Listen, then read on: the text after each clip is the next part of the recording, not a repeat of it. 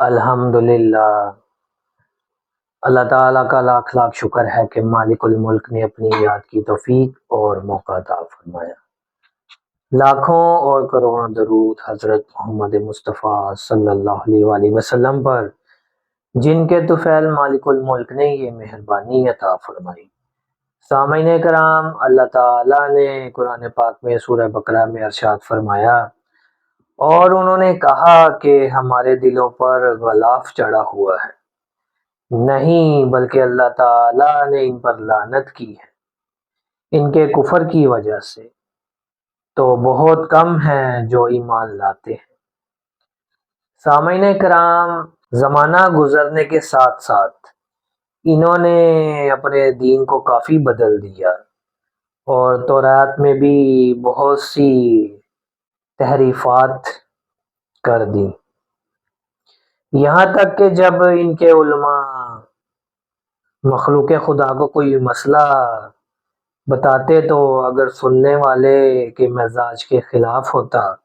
اور وہ یہ چاہتے کہ سننے والے کے مزاج کے خلاف نہ ہو تو وہ اس حکم پر ہاتھ رکھ کر کچھ اور بتا دیتے۔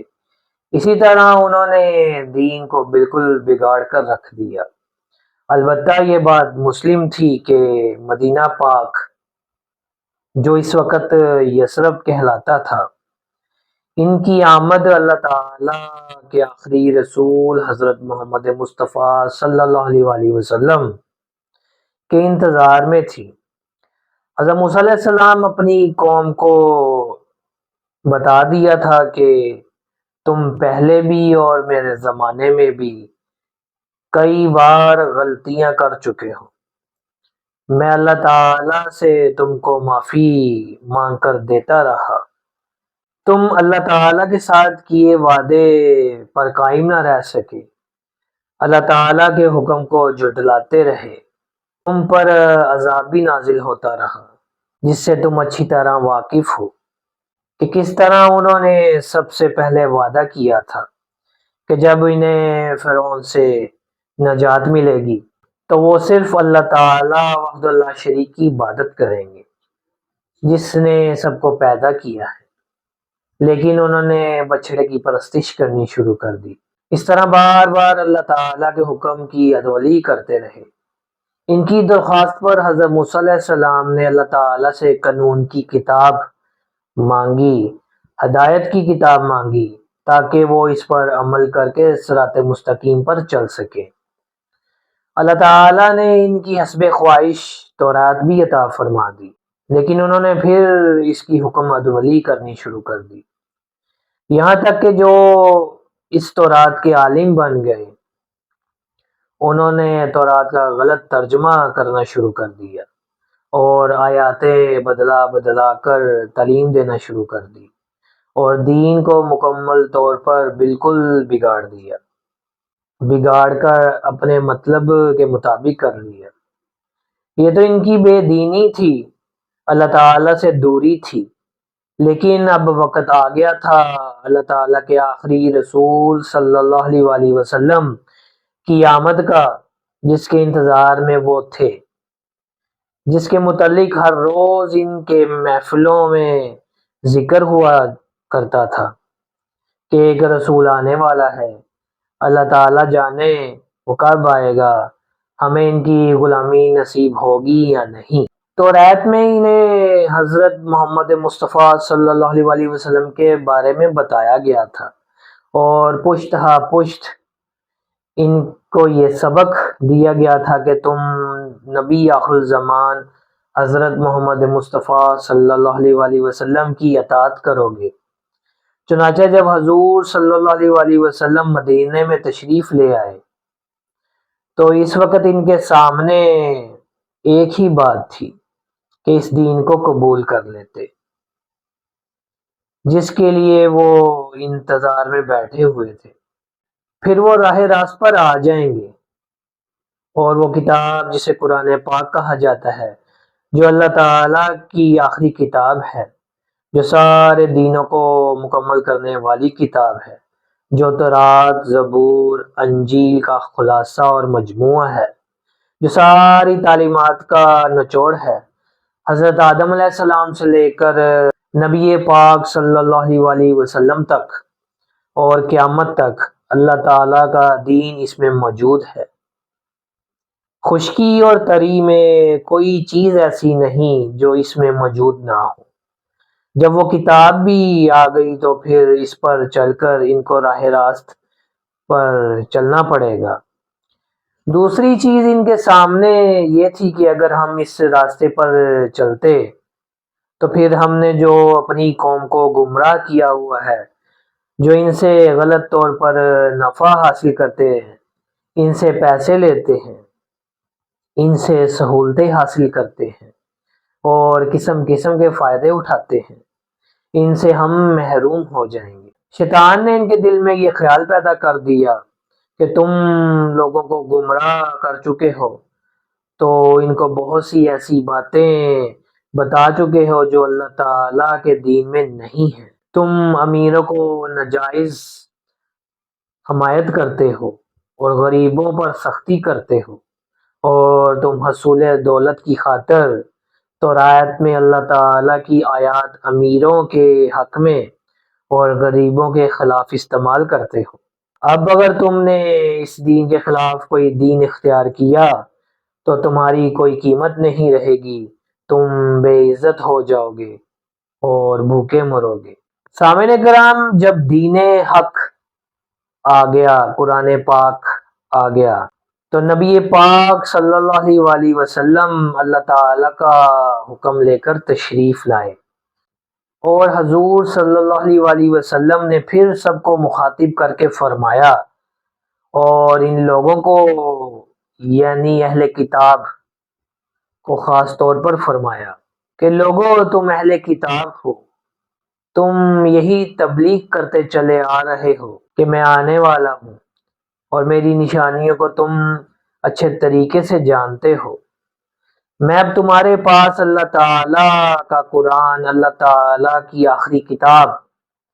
آخری ہدایت لے کر آیا ہوں، جس کے مطابق تم کو چلنا ہے، جو سب دینوں کا نچوڑ ہے اور حقیقت ہے، سب دینوں کا مجموعہ ہے۔ وہ یہ ہے کہ ایک اللہ تعالیٰ کی عبادت کرو، اللہ تعالیٰ کے تمام رسول علیہ السلام پر ایمان لے آؤ،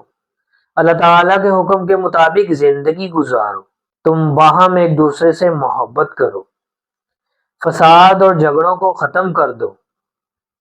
اپنے ماں باپ کی خدمت کرو،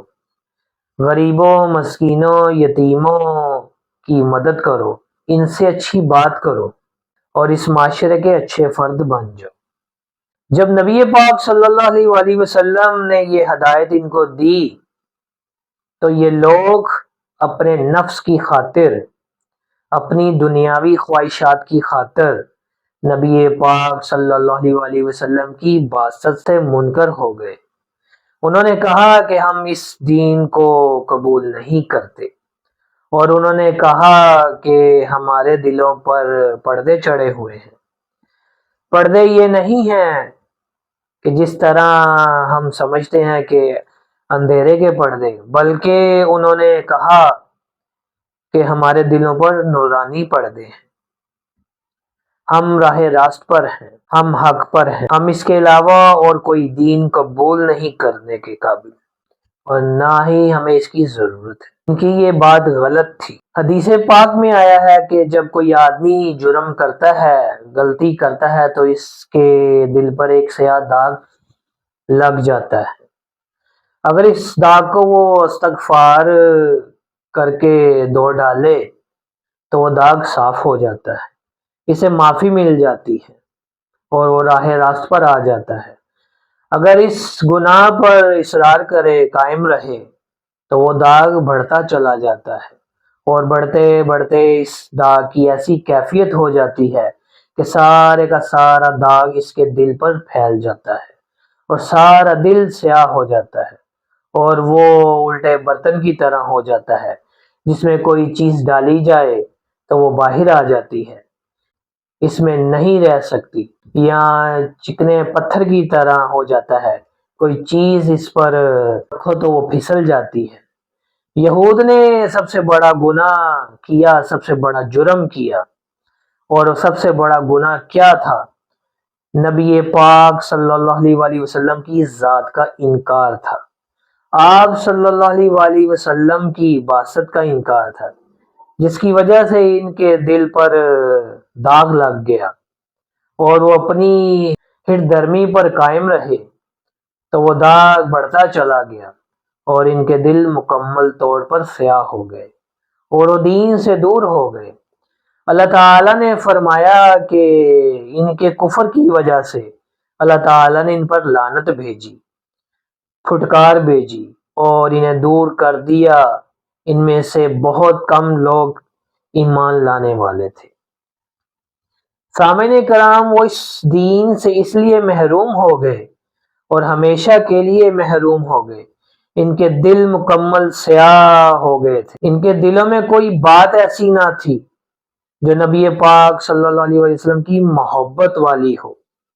حضور صلی اللہ علیہ وآلہ وسلم کی طرف لانے والی ہو، نصیحت کو سننے کی ترغیب والی ہو، یا اللہ تعالیٰ کی محبت والی ہو۔ ان کے سب اقوال، ان کے سب افعال، سب کے سب ایسی سازشیں والے تھے کہ کسی طرح نبی پاک صلی اللہ علیہ وآلہ وسلم کو تکلیف پہنچائی جائے، دین اسلام کو ختم کیا جائے۔ ان کے دلوں پر پردے پڑ گئے تھے، وہ اس حقیقت کو بھول گئے تھے، اپنی پرانی تاریخ کو بھی بھول گئے تھے۔ جن لوگوں نے بھی اللہ تعالیٰ اور رسول صلی اللہ علیہ وآلہ وسلم کے ساتھ مقابلہ کیا، خواہ وہ کوئی بادشاہ ہو، خواہ کوئی امیر ہو، وہ کچھ بھی ہو، وہ زیادہ ہو یا تھوڑے ہوں، وہ ذلیل و خوار اور تباہ ہی ہوئے ہیں۔ ان کو اچھے طریقے سے معلوم تھا کہ فرعون کا کیا حال ہوا، نمرود کا کیا حال ہوا، وہ ساری کی ساری قومیں جو اس سے پہلے گزری ہیں کیا حال ہوا ان کا۔ وہ سب اس لیے تباہ و برباد ہوئے کہ انہوں نے اللہ تعالیٰ اور رسول صلی اللہ علیہ وآلہ وسلم کے ساتھ مقابلہ کیا تھا۔ سامعین کرام، اگر آپ چاہتے ہیں کہ دونوں جہانوں کے غموں سے نجات حاصل ہو، اگر آپ یہ چاہتے ہیں کہ دونوں جہانوں کی سرخروئی اور سرفرازی آپ کو حاصل ہو، تو آپ کے لیے صرف ایک ہی طریقہ ہے، اپنے دل کا چراغ سراج المنیر سے روشن کر لو، اس سے جلا لو، جس سے آپ کے دل روشن ہو جائیں، نسبت رسولی صلی اللہ علیہ وآلہ وسلم حاصل ہو جائے، نبی پاک صلی اللہ علیہ وآلہ وسلم سے ایسی قلبی نسبت قائم کر لی جائے کہ اس نسبت میں، اس تعلق میں اور کوئی چیز نہ ہو، ہر چیز کی محبت اس محبت کی تابع ہو۔ اگر آپ کو نسبت رسولی صلی اللہ علیہ وآلہ وسلم حاصل ہو جائے تو آپ سمجھیں کہ دونوں جہانوں کی دولتیں آپ کو حاصل ہو گئی۔ اللہ تعالی ہمیں ان باتوں کو سمجھنے اور ان پر عمل کرنے کی توفیق عطا فرمائے۔